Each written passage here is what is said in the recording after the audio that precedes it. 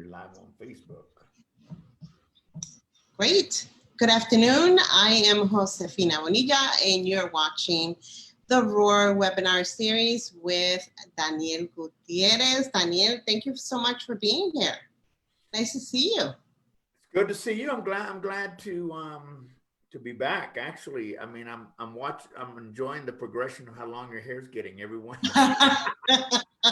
We were just talking about that. I had a client call me yesterday and say that my hair has gotten progressively longer, and she thought possibly they could be extensions, but I promise you they're not.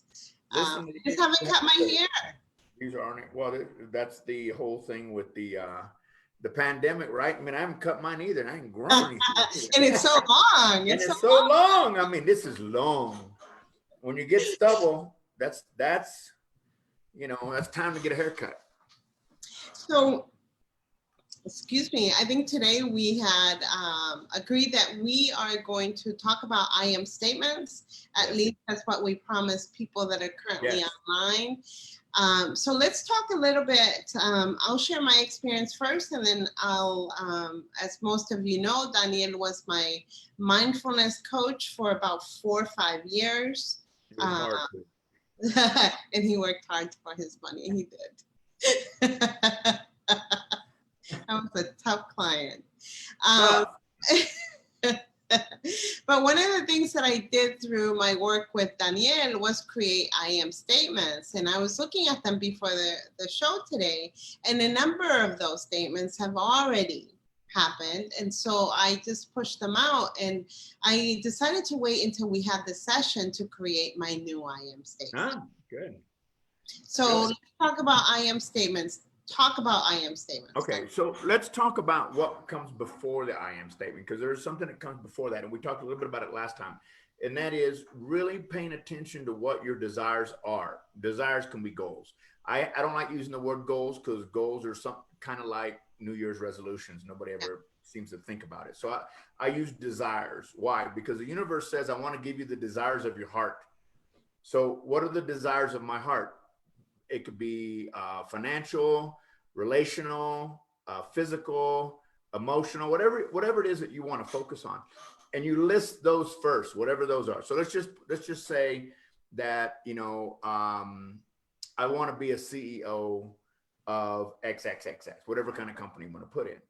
That is the beginning, because when you put that into writing and you put that into focus, then there's one piece, and that's what we're talking about today, that really is the accelerator in creating the desires of your heart, goals, in making them come true. Why is it so important? I am a CEO. It's not a statement of I might be. And remember, sometimes you would say something like that, and I'd say, no, that's not what we want to do here. I would love to be a CEO. There's no power in that. Right. I'm thinking about it being a CEO, still no power in that. It's almost like saying, I'm thinking about being a redhead. Right? Only you. I'm sorry, man. She just threw me off on that. I'm like, whoa. Yeah, okay, yeah. But I am a redhead means that you have gone through and already created the action. I am a CEO. I am a CEO. What does that do? Now, we talked about this last time just a little bit. I said, remember the old phrase that we learned growing up, or maybe even from our parents? I heard mine from my football coach: fake it till you make it. Fake it till you make it. And all my life, I kept asking, what does that mean? What does it really mean, fake it till you make it? And then I read it in a book, that what they mean is fake it till you make it is fake your subconscious mind into believing that what you're saying is true, even though it may not be so yet. Why? Because the subconscious mind doesn't recognize the difference between what it's thinking in here and what's actually happening in reality. That's the part you're faking. You're faking the subconscious mind until it becomes so. That's what that means, fake it till you make it. So I am a CEO. I am a redhead. I am a CEO. And remember, I know, I'm a redhead. So sounds kind of silly if you just tuned in and heard me say that, but but funny. At least I enjoy Feel laughing with funny. you. We may only laugh for 30 minutes, but at least we're laughing, right? So it's powerful. And so here's the deal. You want to create no more than 10 I am. Remember I said do 10? Yes. 10 I am statements. And they were hard. They were hard to create because one of the things that you said, there's two, you can have a very global type of statement. I am the CEO of, I am a CEO. However, one of the things that you made me do, emphasis on made. Made. I told you she was a hard client. Was that you had me be a little bit more specific. Yes. I am the CEO of a Fortune 1000 company. Yeah. And actually, you could even, this is where we really get bold. Because really, I think people know the company they want to work for. They just can't, you know, I am the CEO of Aetna. That's really getting specific, right? And there's nothing that says you can't do that, only what's in your head, right? And so I'll give you an example. This is a funny example. So many, many years ago when I got divorced, this is when I learned how to do these I am statements. And why is it important to be specific? Because I had an I am statement that said, I am attracting more women than I know what to do with. Because I wanted the date. I wanted the date. And then one day, this is when I say be specific. One day I'm at the bar having a beer, and I promise you, this 99-year-old woman in her little walker comes up and sits next to me and starts hitting on me. And I started laughing because I thought, oh no, I was not very specific about who I wanted to be sitting next to me. But the fact that it worked, the fact that it did work. And so then I learned to fine tune it. This is why I help my clients fine tune it, because left to our own devices, what we do is we stay very broad because we don't want to fail. Right. And right? I think that the ego gets in a lot of places in that way. Sure. The imposter syndrome. Yeah, I don't want to say I want to be the CDO because I'm overstepping. I am, dreaming too big. But who says you can't, though? I mean, that was one of the things that I was, working with you on. I mean, I think you eventually realized that the work that we started from the very beginning became so 6, 7, 8, 9 months, 10, a year down the road, it had happened. Like right now, you said a lot of the things that you had written down had happened. What happens with these I am statements is the goal is that you absolutely every morning, remember when I made you do that? Every morning, you would read them out until you memorize them. And throughout the day, as you needed a lifter, you would remember these cards and say, I am. So you have 10 business cards and it says on them, I am perfect health in every part of my body. I am, and just 10, don't need any more than 10. And you memorize them. Now, did I ever have you do the right arm and left leg thing? I don't want to talk about that. Yeah. Unfortunately, you have to be a little coordinated. But anyway, the whole point of it is that when you embed this into your cellular level, you embed this into your DNA, and I'm not talking about half believing it, really believing that this can be true, it will come to pass. Now, here's the caveat. We're not responsible for the end result. We're responsible for holding the vision. Whatever happens to get us there is the universe's job. It's not ours. But the problem is with us human beings is, like you were saying, our ego, fear, self-esteem tends to get in the way of us really seeing things come true. And do we adjust them? Of course we adjust them. If we feel like maybe that's not quite exactly what I was wanting to get there, but that's why you need a coach, because a coach can fine tune it and then keep you focused for at least 90 days. I said 90 days is 6 months. Stay focused, stay focused, stay focused. Now, some of these you'll forget, and then you'll realize a year later, oh my gosh, that actually happened, right? You may. And that's exactly what happened with me, because I've been thinking about, this is the right time for me to start writing my new I am statements, what I want to connect with, who I am now. And I found them, I looked for them, I have them, and I thought about the whole process.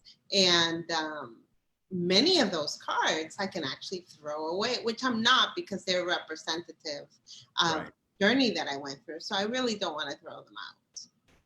So this is important in the evolution of manifesting your desires. What are the desires of my heart? Really thinking through, not I'd be happy if I was the CFO or CDO or CEO, whatever it is that this below this CEO. That's not what we're talking about here. It's like, if you're going to go through the effort of actually going through this, why not go for the top? Why not go for the top? You know, and here's what would happen. Now, I made a crazy comment like, you know, I want to be CEO of Aetna. But here's what's beautiful about that. The universe is thinking, oh, they want to be a CEO. And you begin to, there's a law called the law of diminishing returns. And when you start to act like a CEO and walk like a CEO and eat where a CEO eats, or maybe read the watch, whatever CEOs do, the law of diminishing returns begins to show you things. I'll give you an example that's probably more accurate.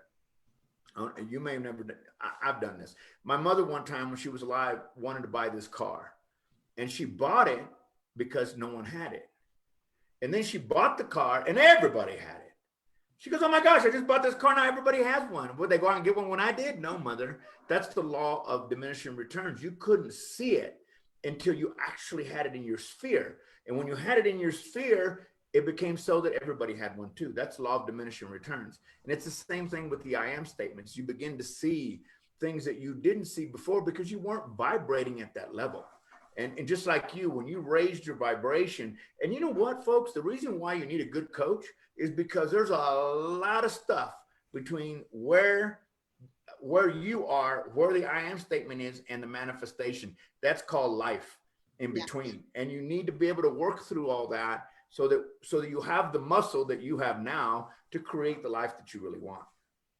Well, and I think it's interesting too, Daniel, that as you talk about life, one of the things that you talked about a lot was when things were thrown my way that got in the way of what I needed to do, or part of attaining those I am statements. Often, yeah, because the universe wants to know how serious you are, right? I mean, doesn't it seem, I mean, I know the people watching right now, doesn't it seem that as soon as you want to go after every roadblock in the world seems to show up, right? Yes. And that would happen to you. I remember it's like, oh my gosh, this happened. I'm going, shh. Don't cry.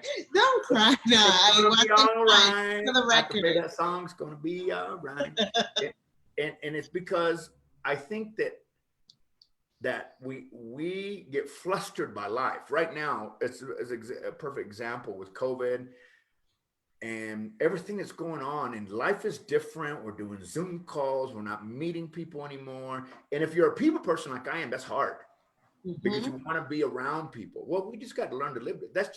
It's just a little bump. It's a little bump we got to get through, but it seems like forever. And that's, again, where you need someone that's objective enough to say, look, it's not as bad as it looks. I think the last time I said this, and we were talking about mindfulness. Why is mindfulness important?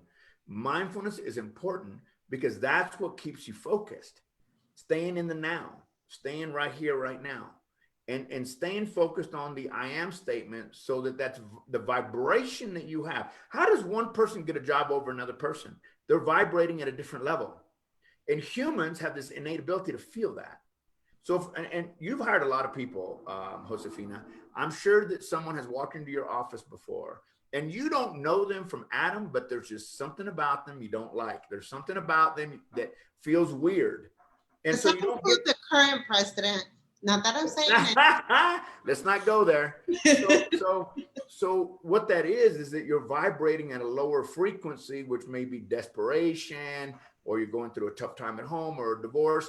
And we don't know what that is, but we know that doesn't feel good. That's why the I am statements are important, because they raise your vibration so that you're at the vibration of success. Be around successful people. They're vibrating at a very high level.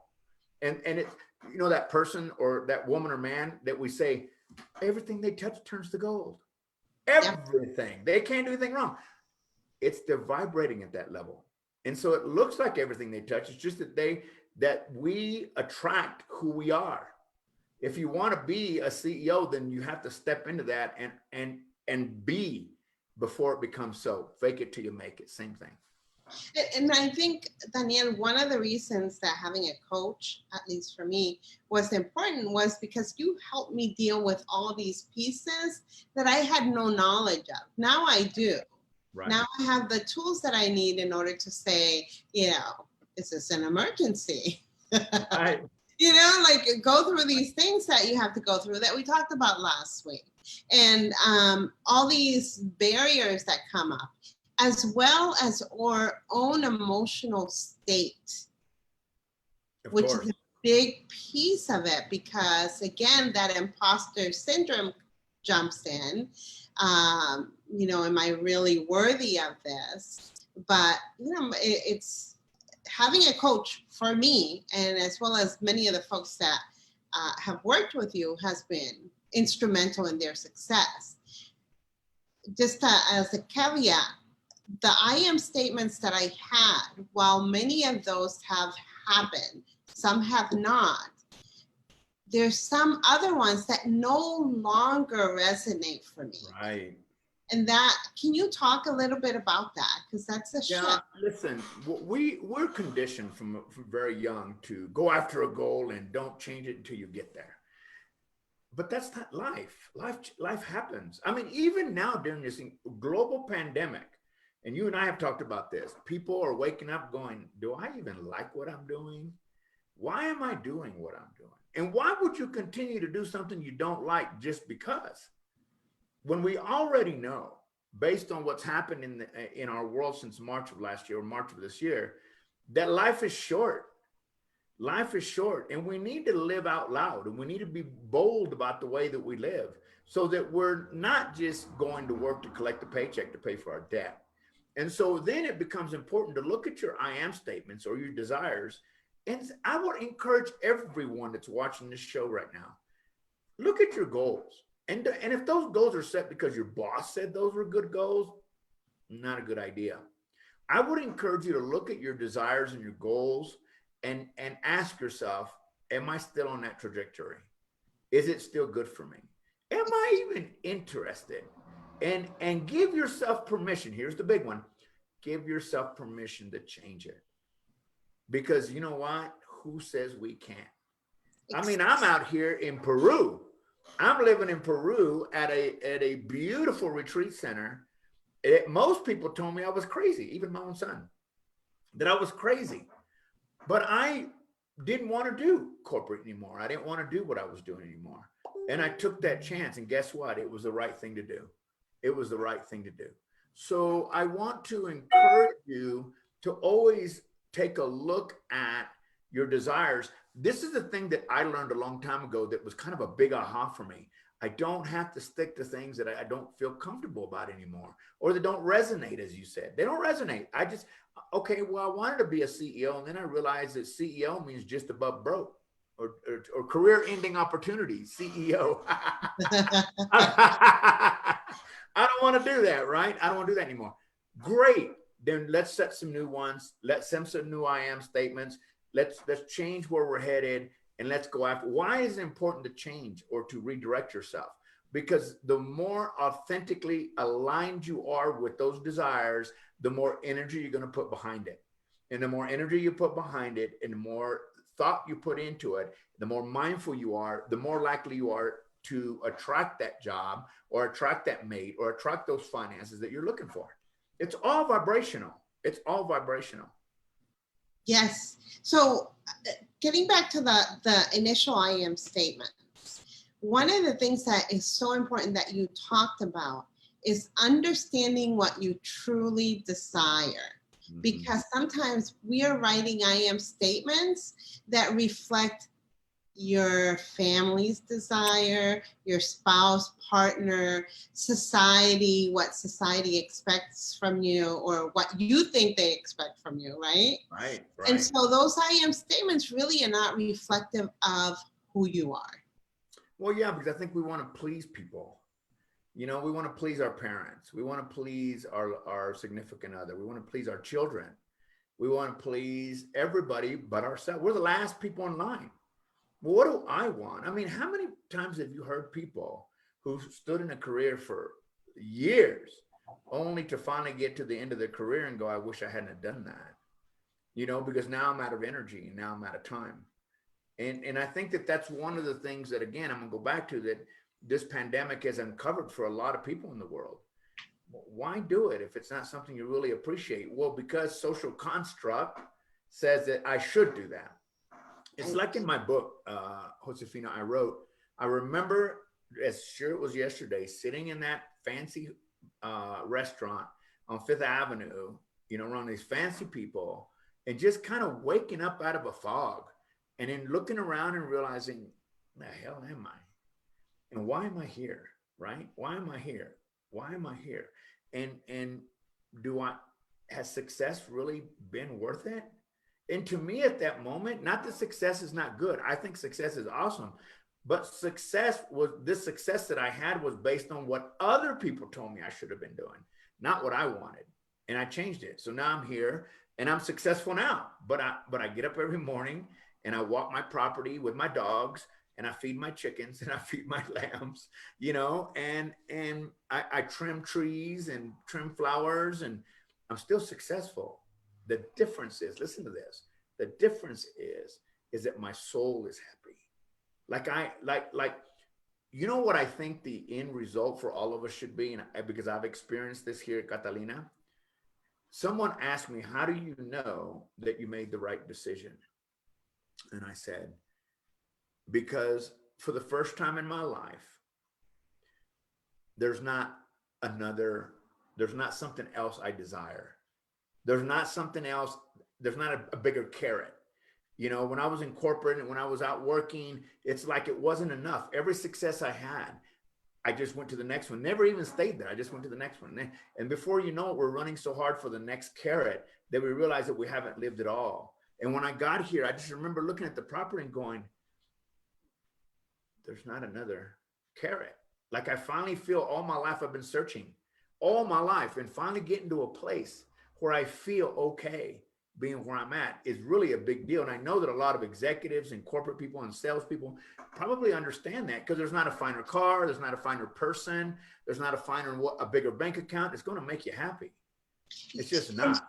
And you have to be okay knowing that it's not about other people. It's Exactly. not about, doing what the other people do. What's that? Keeping up with the Joneses. The Joneses, yeah. Yeah, you can't do that. I mean, you have, and if you want to continue doing that, that's up to you. But your I am statements and what you want to truly do is going to really be in contrast with keeping up with the Joneses. And you know that through our process that some of the I am statements that you created were hard for you, because we were really drilling down about is that what's going to make you happy? Yes.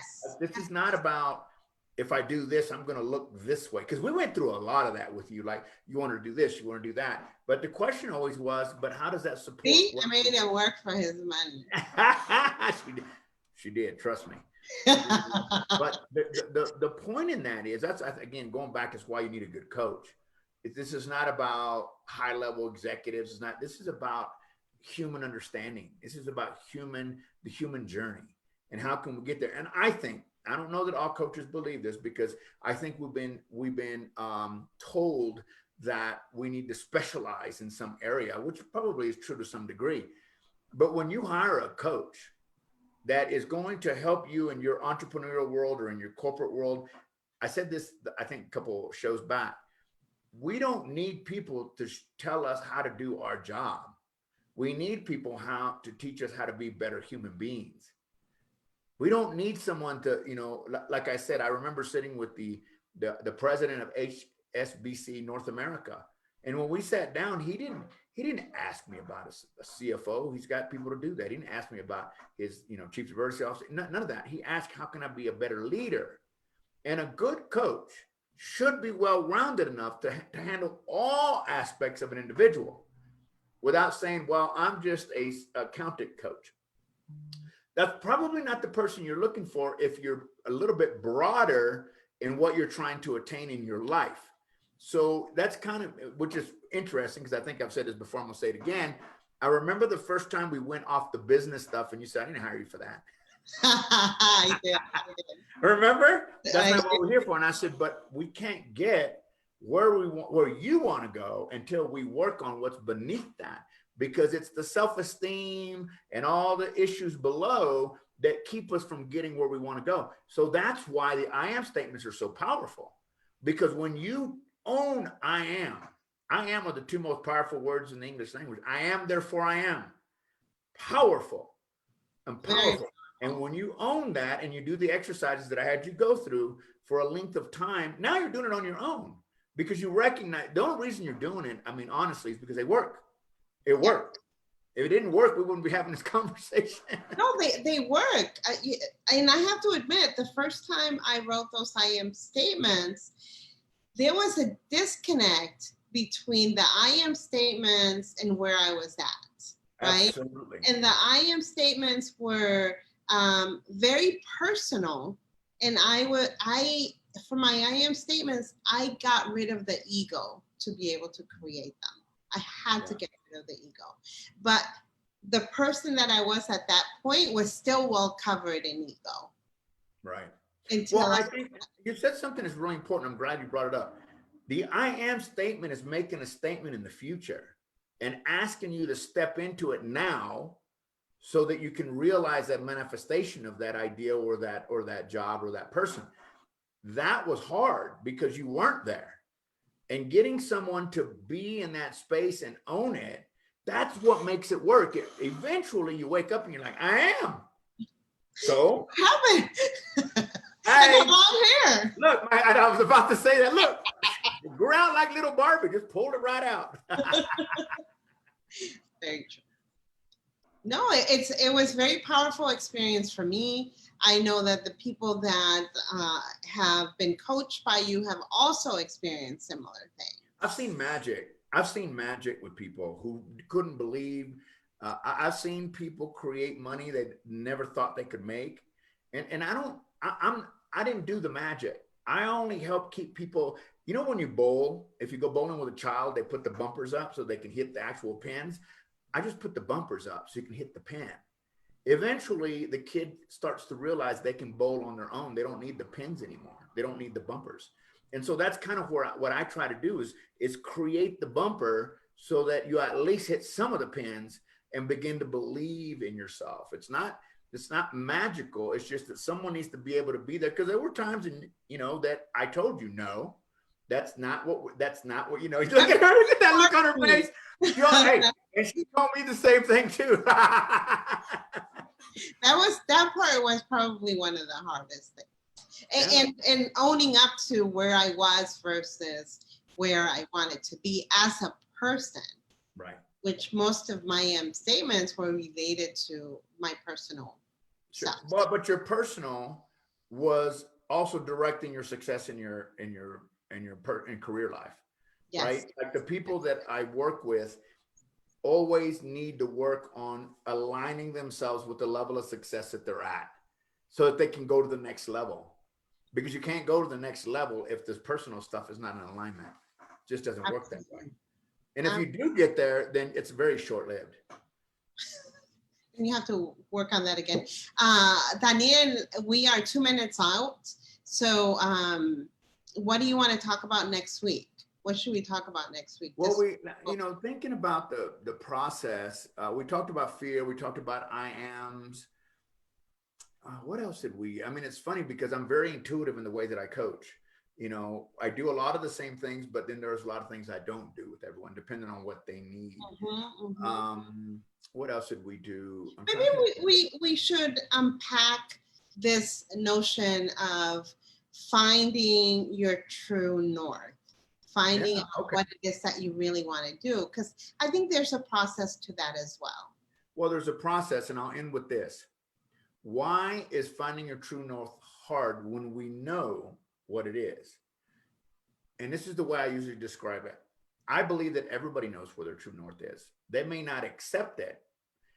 So the example I give is if you go to a baseball game and and you're excited about going, and you didn't buy tickets, so you go to the gate, and you get to the gate and there's no more tickets, it's no big deal.